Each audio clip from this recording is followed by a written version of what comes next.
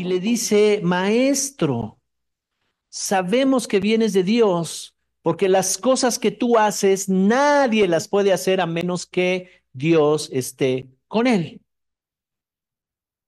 Y claro, Jesús sabe todo su contexto, ¿verdad? Sabe que él representa un reino, que él está bajo el sistema del reino de Dios aquí en la tierra, y le dice, tienes que nacer de nuevo. Si no naces de nuevo, no puedes ver el reino, tampoco puedes entrar en ese reino. ¿Por qué? Porque mortales como tú y yo, que estamos caminando en esta tierra, ¿verdad? Y que hacemos todas las cosas que tenemos que hacer, el trabajo y las cosas cotidianas en el mundo natural, tenemos, tenemos que vivir una vida o una dimensión espiritual también.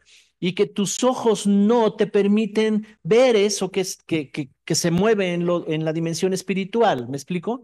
Entonces, estamos en la tierra, estamos en este mundo natural, pero tenemos una parte de nosotros que es la esencia de tu ser, es la esencia de lo que tú eres, es espíritu, esa esencia de lo que tú eres, tu ser, la sustancia, lo principal, lo que nunca morirá, lo que es eterno, aunque este cuerpo se acabe, aunque este cuerpo, pues ya se terminaron sus días, ¿verdad? Los 120 años ya se acabaron sus días, ok, pero el espíritu nunca morirá. Ese espíritu permanecerá por la eternidad. Esa es la sustancia de la vida que nos dio Cristo Jesús. Cuando naciste de nuevo, te vino esa vida a ti.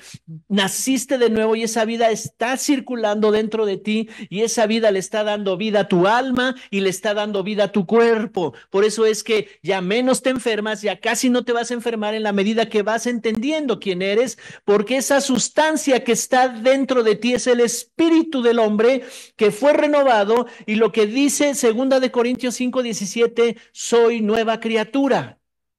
Aunque yo me veo al espejo y digo, pues tengo 60. ¿Cuál nuevo?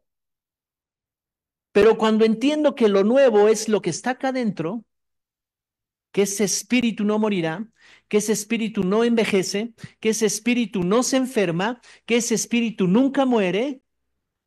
Por eso es que cuando vamos a ver a una persona al hospital y que está en coma y que no está consciente para hablar con él, cuando tú le hablas de parte de Cristo Jesús, hemos tenido testimonios en donde personas reciben a Cristo estando en coma. Porque tú le estás hablando al espíritu. El espíritu no está intubado, el espíritu no está conectado a esa cama de hospital, ese es su cuerpo. Pero el espíritu está ahí y cuando le hablas palabras de vida, ¡fum!, vienen a la vida. Y de repente orando por una persona salen lágrimas, no se puede mover, apenas está respirando con ese aparato, pero hay lágrimas saliendo, su espíritu está recibiendo. Cuando algún día vayas a un hospital y tú digas, ¿qué hacemos? Pues no sé si me escucha o no me escucha. Háblale a esa persona de parte de Dios.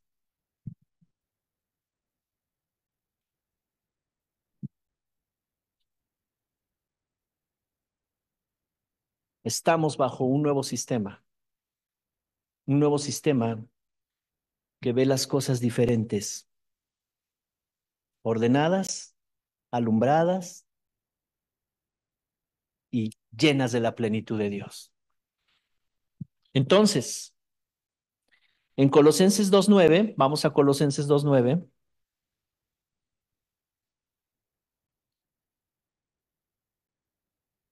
Las cartas del apóstol Pablo son impresionantes.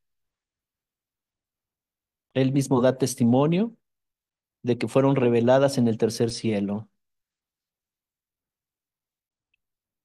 Mira lo que dice el verso 9. Porque si alguno está en Cristo, leímos el versículo pasado, entonces yo me uní a Cristo, pero ¿a qué me uní? Al Creador. Ahora Cristo es espíritu. Ahora Él está en la dimensión de Dios, regresó a la gloria de Dios, regresó a lo que era en un principio. En un principio Jesús y Dios eran una sola persona, Él se despojó de ser Dios para venir entre nosotros, salvarnos, morir y resucitar al tercer día, para quitarle todo el poder de las tinieblas que tenía. Y ahora nos dio el poder a nosotros por ser hechos hijos de Dios. Y dice Colosenses 2:9, porque en él habita corporalmente toda la plenitud de la deidad, y ustedes están completos en él, que es la cabeza de todo principado y potestad. Entonces, en él habita toda la plenitud de Dios. ¿Tú alcanzas a imaginar eso? ¿Cuál será la plenitud de Dios? Es ilimitada, es infinita. Todo lo que Dios es, todo lo que Dios tiene y todo lo que Dios puede hacer está metido en Jesús. Toda esa plenitud está en Jesús. Por eso es que Jesús no se enfermaba. Por eso es que Jesús estaba bien claro en su propósito. Ahora, la buena noticia que dice aquí es que nosotros estamos completos en Él. ¿Alguien se siente vacío, solo, desamparado, rechazado? Si estamos completos en Él. Entonces, una de las primeras cosas que vemos si somos nuevas criaturas es que estás completo en Él. Si has nacido de nuevo, estás completo en Él. Y a partir de esa sustancia espiritual, de esa esencia espiritual, de ese fundamento espiritual, hay una nueva naturaleza dentro de ti que es espiritual. A partir de esa, cuando capta la palabra de Dios, cuando esa palabra de Dios está alimentando el espíritu, la palabra es un alimento para nosotros. Dice la escritura que de toda palabra que sale de la boca de Dios es nuestro alimento. Nos alimentamos de esa palabra. Y cada vez que tú vienes y te alimentas, cada vez que en tu casa te conectas con Él y te alimentas de la palabra, lees la Biblia, hablas con Él en el Espíritu, estás en una conexión, estás fortaleciéndote en el Espíritu. ¿Y para qué me sirve fortalecerme en el Espíritu? ¿Para qué yo quiero tener una fe sólida y fuerte? Para que tú puedas invadir totalmente tu alma, esos recuerdos, esa forma de que te lastimaban, que eras muy sensible, que eras jarrito de Guadalajara, ¿verdad? Y que por todo te sentías ofendida, ofendido, en fin, todas esas formas son quitadas y vas siendo fortalecido y vas siendo renovado, nuevas emociones, nuevas maneras de pensar.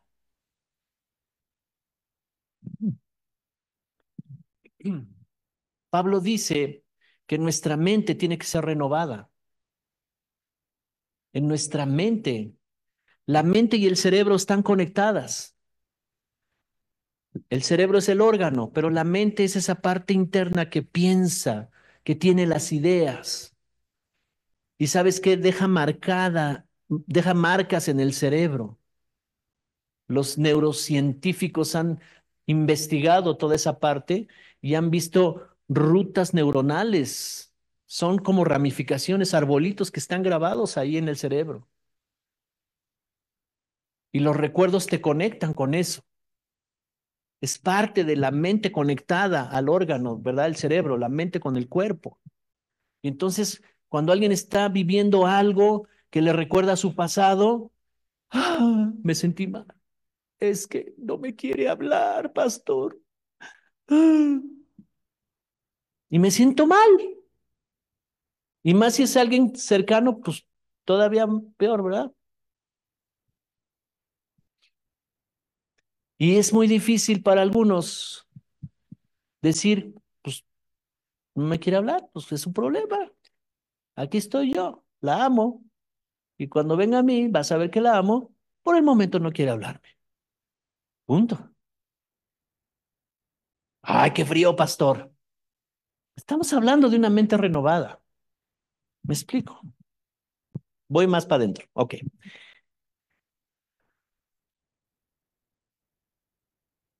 Jesús le dice a Nicodemo, debes de nacer de nuevo para que puedas ver y puedas entrar en esa dimensión donde con tus capacidades naturales no lo puedes hacer. Nadie puede entrar a lo espiritual con sus solas fuerzas o sus capacidades naturales. No se puede. Tienes que entrar en el espíritu y a través de la fe. Y entonces Puedes ver lo que no se ve, puedes entender lo que no se entiende en lo natural y puedes ver cosas sucediendo alrededor. Por ejemplo, hay un ejemplo, o bueno, hay muchos, pero en la Biblia, un profeta llamado Eliseo, en esos tiempos le decía al rey Acab todas las estrategias de los filisteos, de los enemigos, y les decía, mira, ellos están planeando, ahora por esta zona van a mandar ejércitos y esta es su estrategia porque Dios me lo ha dicho. Y entonces el profeta le venía y le decía al rey todo lo que iba a hacer el enemigo. Y entonces ellos se preparaban y los encontraban allá y los derrotaban. Y así, entonces el rey de los filisteos decía, ¿cómo le hacen para descubrir nuestras estrategias? Y alguien les dijo, tienen un profeta de Dios que ve todas las cosas y les dice, ah, entonces el problema es el profeta. ¿Dónde vive? Vamos a su casa. Y mandan ejércitos a su casa. Y dice la escritura que estando en la azotea, el siervo de Eliseo miró a lo lejos y vio cómo venían caballos y ejércitos como el polvo, ¿verdad? De la arena. Dice, como arena, eran incontables y venían a buscar a Eliseo para matarlo. Y entonces va corriendo y le dice a Eliseo, Padre mío, mira cómo todos estos vienen contra nosotros, ¿qué haremos? Pero Eliseo ya había tenido una visión y en esa visión él veía que había millones de ángeles a favor de ellos. Y le dice, Dios, permítele ver a él lo que me estás permitiendo ver a mí, porque más son los que están con nosotros que los que están contra nosotros. Y le abre una visión espiritual a Giesi, así se llamaba el siervo de Eliseo, y le permite ver millones de ángeles a favor operando. Y sabes, si eso fue en el Antiguo Testamento, Cristo todavía no había venido. Eliseo no era nacido de nuevo, fue alguien que Dios escogió, le dio cierta poder y autoridad, cierta conexión con él, pero él no tenía el Espíritu Santo morando en él, no tenía esa unción, aunque sí tenía doble porción, pero no tenía toda esa plenitud, ¿me explico? Dios le dio ciertas cosas, le dio cierta autoridad y poder al profeta Eliseo porque era necesario para lo que él tenía que hacer en ese momento. Dios siempre guardó, preservó el linaje de los judíos porque era necesario que naciera Jesús. Y todo lo que hizo en el Antiguo Testamento, todo lo sobrenatural, lo sacó de Egipto y todas esas cosas que hizo para preservar a los judíos, era porque de ese linaje nacería Jesús y traería la salvación a todos. Así es que él estaba pensando en ti y estaba pensando en mí. Cuando salvó a Eliseo, cuando salvó a Elías, cuando salvó a José, cuando salvó a Josué, estaba pensando en ti y en mí porque Dios está preservando el linaje de los judíos porque de la tribu de Judá vendría Jesús el Salvador. Tremendo, ¿no? Entonces, si alguno está en Cristo, nueva criatura es. Acompáñame a Gálatas capítulo 3. Gálatas capítulo 3, verso 27. 27. Ok, aquí está. Ah,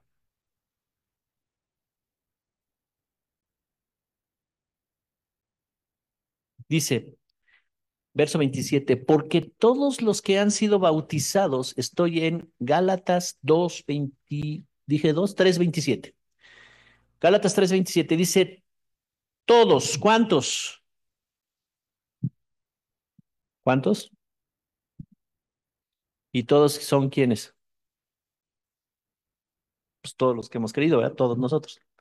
Dice, todos los que han sido bautizados en Cristo, de Cristo están revestidos. Ya no hay judío ni griego, no hay esclavo ni libre, no hay varón ni mujer, porque todos ustedes son uno en Cristo Jesús. Ya no hay diferencias, ¿verdad? Y si ustedes son de Cristo, ciertamente el linaje de Abraham son y herederos según la promesa.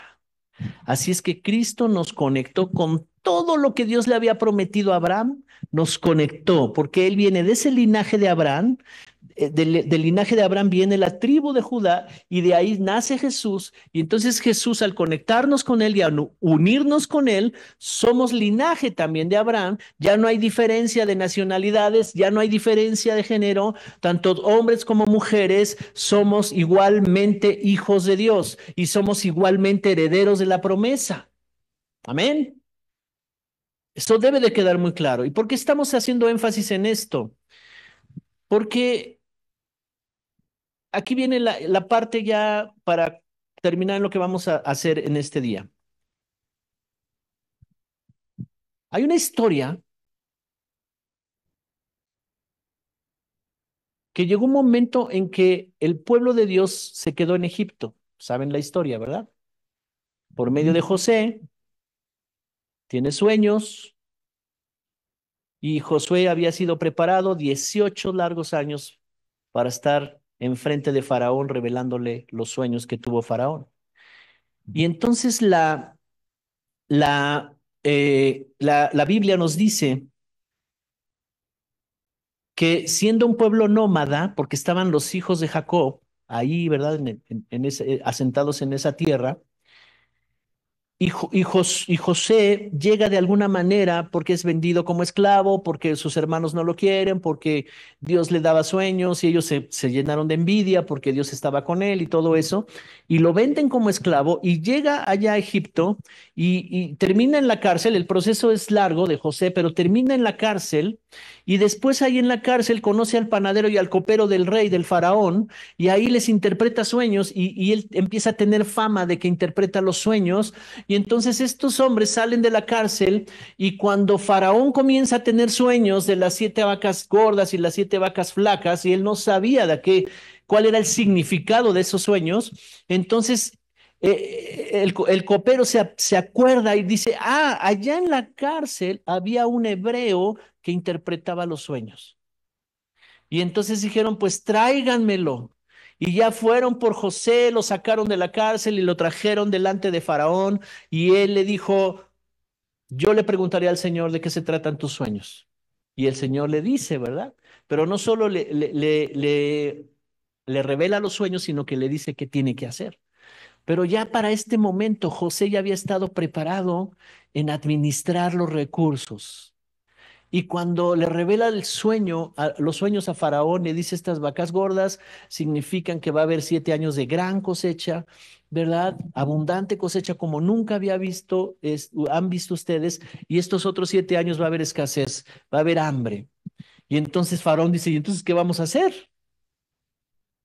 Bueno, yo te recomiendo que construyas almacenes y le da la estrategia, ¿verdad? Para que guardes, administres. Y no solo habrá alimento para el pueblo, sino también los que están alrededor vendrán a cambiar oro por semillas. Y eso fue lo que pasó. Entonces, el punto al que quiero llegar es este. Cuando ellos hallan gracia delante de Faraón, porque José queda a cargo de administrar toda la riqueza de las 7 vacas gordas, entonces trae a su familia, trae a su padre y todos sus hermanos llegan y ahí se asientan en Egipto. Y pasaron 400 años después de la muerte de José, que los hebreos se establecieron ahí, comenzaron a crecer, pero llegó un momento en que Dios no los quería tener ahí y levantó el corazón, o dice la escritura que se levantó un faraón de corazón malo, pero era a propósito de Dios porque ya se habían acomodado, imagínate, 400 años, como 16 generaciones ya habían estado ahí asentadas en Egipto. Y entonces Dios dice, es momento de que estos salgan de aquí y empieza la esclavitud. Y el faraón era durísimo y dijo, estos hebreos que se han creído, mira nada más, y se multiplican como la arena y son muchos. No vaya a ser que se den cuenta que son muchos y se levanten contra nosotros. Vamos a oprimirlos. Y empezó el sistema faraónico, ¿verdad? A oprimirlos. Y los empezaron y 18 horas de trabajo duro y se volvieron esclavos. Y fueron declarados esclavos y comenzaron una vida diferente esa generación. Se levanta un libertador llamado Moisés para que los saquen de ahí. Y en el capítulo 12 de Éxodo, todos ustedes ya saben la historia, ¿verdad? Pero en el capítulo 12 de Éxodo, ya había mandado Dios plagas y estaba ya la última plaga por suceder. Iba a venir el ángel de la muerte para matar a todos los hijos primogénitos de los egipcios. Y para que no fueran tocadas las familias de los hebreos, Dios les dice una instrucción por medio de Moisés, que se junten por familias y que cocinen un cordero. Tomen un cordero que no tenga ninguna mancha, ningún defecto, lo van a sacrificar, guardan la sangre de ese cordero sacrificado y cocinen la carne con hierbas especiales, amargas, en fin, ¿verdad? Panes sin levadura, y empieza a darles instrucciones y les dice, júntense por familias, enciérrense en sus casas. Y la sangre de ese cordero sacrificado la van a untar en las ventanas y en las puertas, ¿verdad? Como una señal de que ahí hay una familia hebrea, hay una familia que acaba de sacrificar el cordero y coman todo el cordero, no dejen nada. Y si sobró algo para la mañana siguiente, lo van a meter al fuego, lo van a terminar otra vez de cocer en el fuego y se lo comen todo completito. La instrucción era comer todo el cordero. Y cuando durante la noche pase el ángel de la muerte, no tocará sus casas ni sus familias, porque verá la sangre. Entonces, lo que está diciendo es, pásense de este lado de la sangre. La sangre la verán y del otro lado está la muerte, pero de este lado de la sangre está la vida, está la libertad. Eso es lo que llaman la Pascua judía. Entonces la Pascua consiste precisamente en eso, en que Pascua quiere decir salida, el escape. Ellos iban a salir protegidos por Dios, pero como era un asunto espiritual, ellos necesitaban una marca, una señal que Dios les dijo que hicieran a través del sacrificio del cordero y de esa sangre que iba a estar, ¿verdad?, evidenciada en las puertas. Todo esto es una figura de lo que se cumplió en Jesús, porque nuestra Pascua fue Jesús. Nuestro Cordero de Pascua fue Jesús y su sangre está marcada en nosotros. Hay una evidencia de su sangre. Nuestra vida anuncia la muerte del Señor y la resurrección.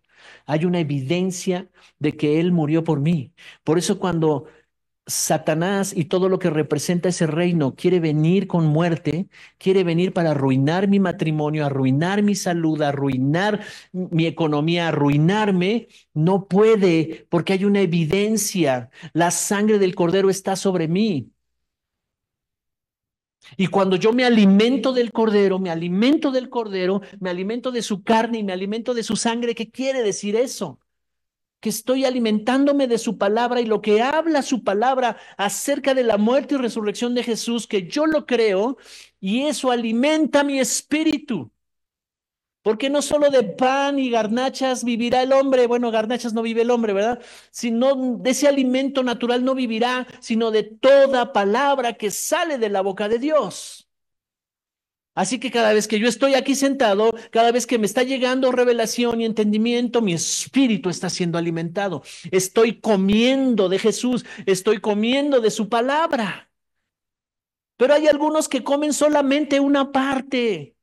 Ya comí la palabra de salvación. Yo creo que ya soy salvo. Yo lo creo, pero ando acá sufriendo por el dinero, sufriendo por la enfermedad, sufriendo porque no me hacen caso, sufriendo porque, mira, me rechazó y me chuecó la boca y cosas así. Y esa parte del cordero no la comí. No comí la parte del cordero que restaura mis emociones, que las cambia. No comí la parte del cordero que cambia mi manera de pensar. No comí esa parte del cordero. Y como tiene deficiencia mi vida espiritual, entonces yo volteo a ver a mis líderes tal vez y mis líderes me dicen, no, bueno, esfuérzate, pórtate bien, hazlo bien para que no pierdas tu salvación. Y me vuelvo un religioso. Pero todo es por fe. Lo estoy explicando bien. ¿Sí? Por eso dice la escritura en Romanos 8, 28, 1, si alguno está en Cristo, no hay ninguna condenación. Pero si yo me salgo de Cristo, híjole, ay, tuve una actitud mala con esa persona y empiezo a sentir condenación. Le grité y empiezo a sentir condenación. Le aventé el plato y me condeno yo mismo. Y por supuesto está mal hacer eso. No estoy diciendo que está bien.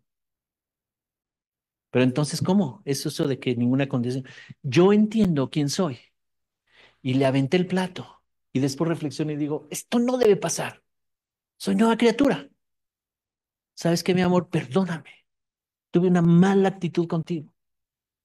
Pero yo no voy a vivir en condenación ni voy a abrir una puerta para que el enemigo entre y nos divida. Amén. Porque ya comí todo el cordero. Porque esa parte del perdón, la tolerancia, el amor, esa ya la comí, ya está en mí y me he alimentado de eso.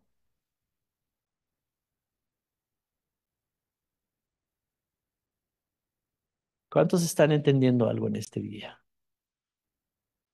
Juan capítulo 6.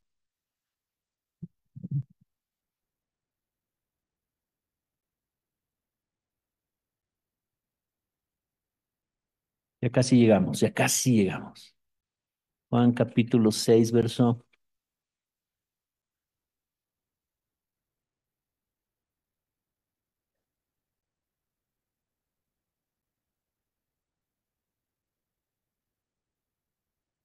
48. Juan capítulo 6, 48. Desde ahí vamos a leer.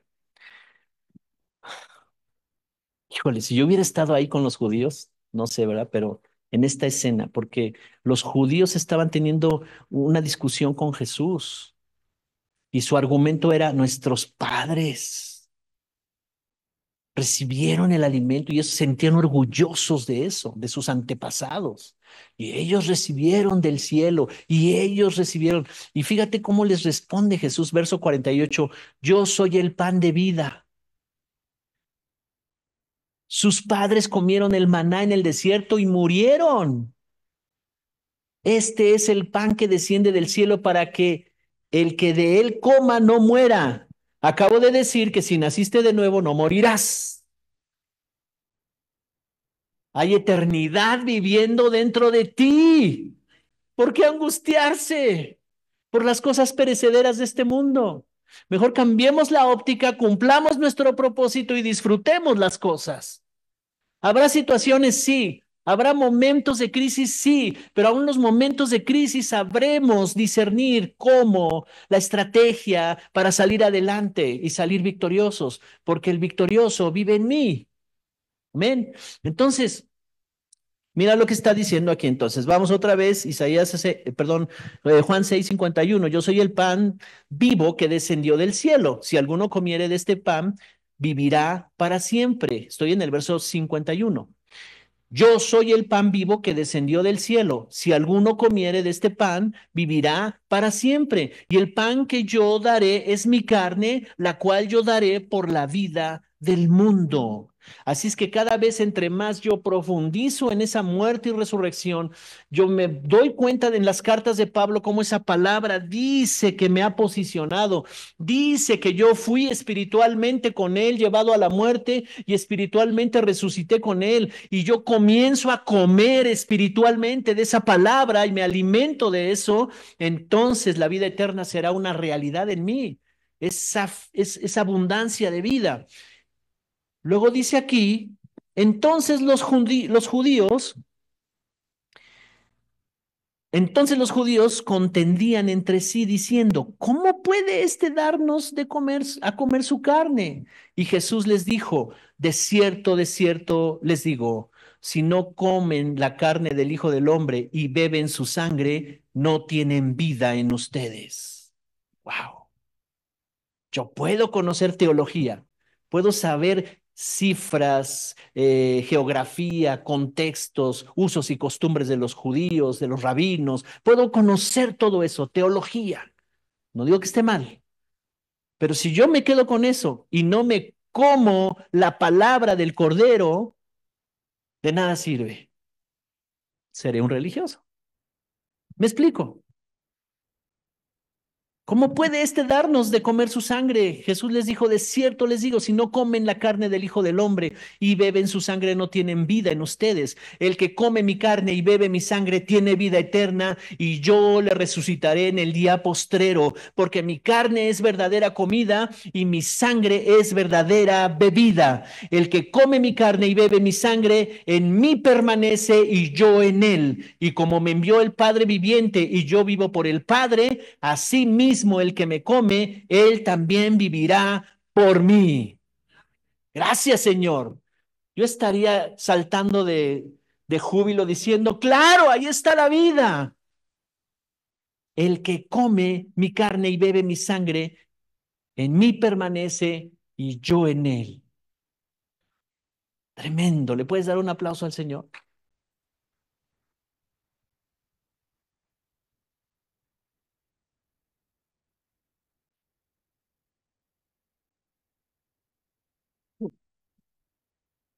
Y sabes,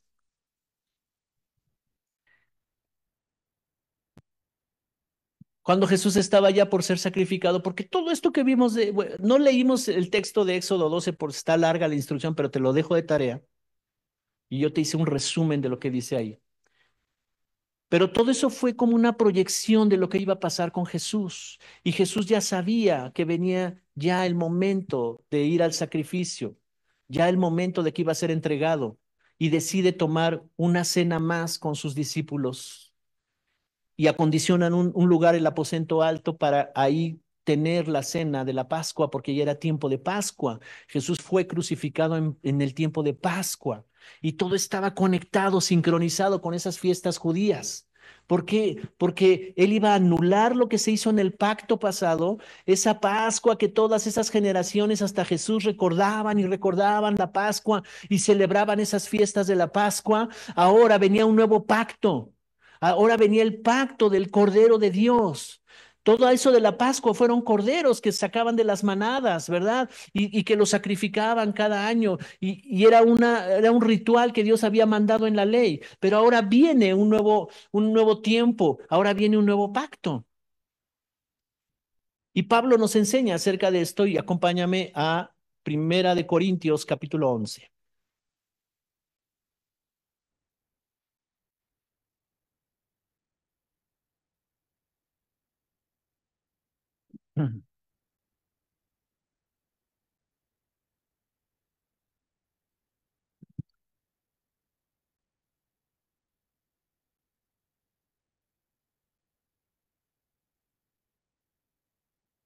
Primera de Corintios capítulo 11, verso 23. Lo voy a leer. Después vamos a hacer la cena del Señor y voy a explicar algunas cosas antes de beber y de comer. ¿Ok? ¿Sí?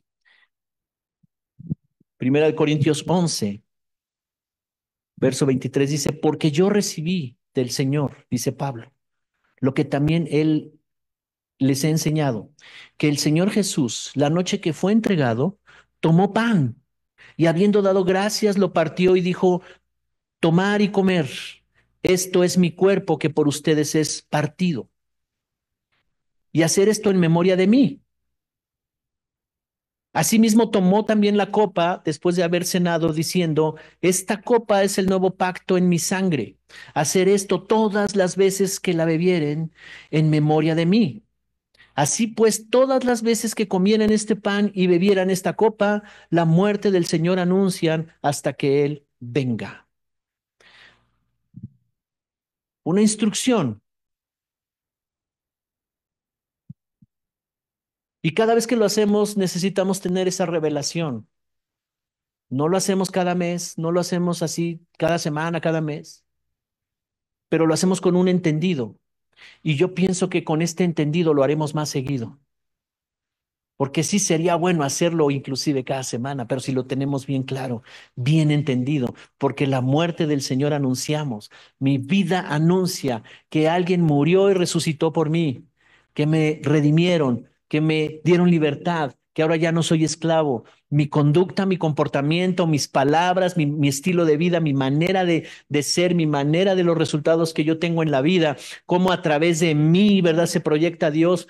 Eso es lo que anunciamos y lo que está diciendo aquí. No lo hacemos de una manera como una tradición, porque hay que hacerlo, o como algo religioso. No, lo hacemos en un entendimiento. El que come mi carne y bebe mi sangre, dijo Jesús, ese tiene vida eterna. El que se alimenta de mi palabra. ¿Cuál es la palabra? Es el mensaje principal de la Biblia. ¿Cuál es ese mensaje principal de la Biblia? Dios nos amó tanto que entregó a su Hijo, a su único Hijo, para que nadie se pierda y todos tengan vida eterna. Ese es el principal mensaje. Y si te alimentas de ese mensaje y lo escudriñas y profundizas y te das cuenta del sacrificio de Jesús, de la sangre derramada y el poder que tiene todo esto, comienzas a vivir en dimensiones de poder, en dimensiones de autoridad. Gracias, Señor. Gracias por tu palabra.